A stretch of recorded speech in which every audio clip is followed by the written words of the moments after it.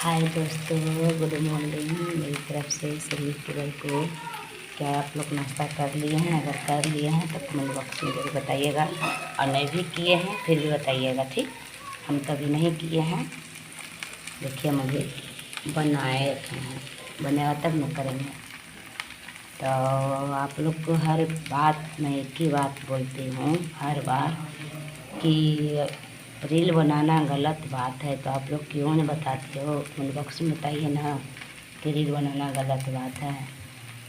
जानते हैं मेरा गांव का कोई ऐसा लोग है कि कभी भी कुछ बोलेगा नहीं, तो ऐसे हो गई है वैसे हो गई, मतलब गंदा गंदा गालियाँ बकता है। रील बनाती हूँ इसके लिए, इसकी जवाब खोजता है, मतलब बहुत सारा ऐसा बात है जो हम नहीं बता सकते हैं खुल के, ठीक है। लेकिन आप लोग प्यार और सपोर्ट करिएगा दोस्तों, तो उसको मुँह हम चुप कर सकते हैं आगे बढ़ के, ठीक है। हम सभी को जवाब देने के लिए चाहते हैं, और ये मौका आएगा तब ना दोस्तों।